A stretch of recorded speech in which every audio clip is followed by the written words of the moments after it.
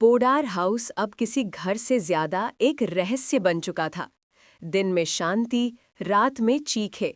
हर दीवार जैसे याद रखती थी कि किसने क्या कहा था। अरमान, क्रिश और कियारा अब एक दूसरे पर भरोसा नहीं करते थे। हर कोई सोचता था कि अगला निशाना वही होगा। काजल बार बार पूजा करवाती, लेकिन हर बार दीपक अपने आप बुझ जाता। एक रात जब सब सो रहे थे, कियारा को किसी के रोने की आवाज आई।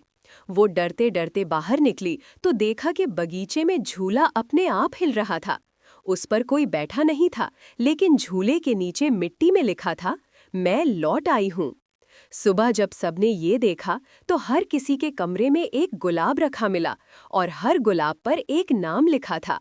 कृष के गुलाब पर झूठा, अरमान के पर धोखेबाज, कियारा के पर गवाह और अभीरा के पर कातिल। सब डर गए। काजल बोली, किसी ने मजाक किया है, लेकिन तभी हवा चली और सारे गुलाब काले पड़ गए और कमरे में वही खुशबू फैल गई, तान्या की। अभीरा की तबीयत अचानक बिगड़ने लगी। वो बार बार कहती, वो मुझे देख रही है, हर आईने से।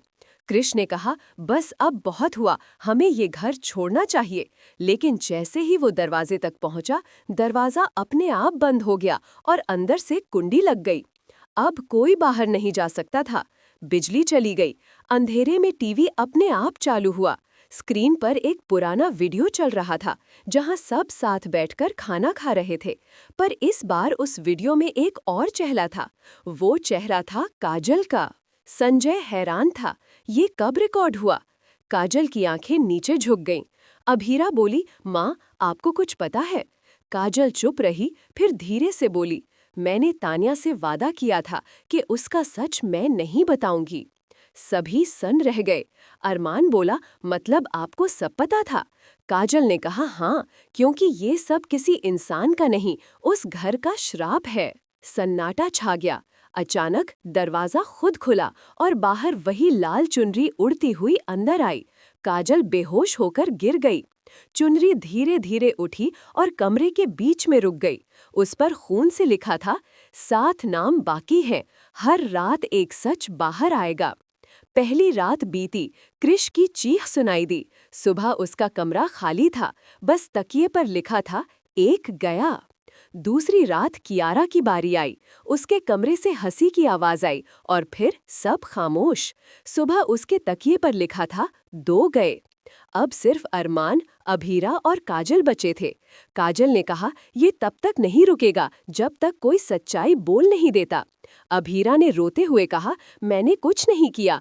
पर हवा में वही आवाज आई, हर झूठ अपने गवाह के साथ मरता है। तीसरी रात, घड़ी ने 3:18 दिखाए और पूरा घर अंधेरे में डूब गया। किसी ने दरवाजे पर दस्तक दी।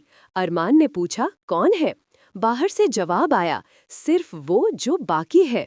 दरवाजा खोला और सामने तान्या नहीं, साक्षी थी, लेकिन उसके चेहरे पर वही तान्या की मुस्कान थी।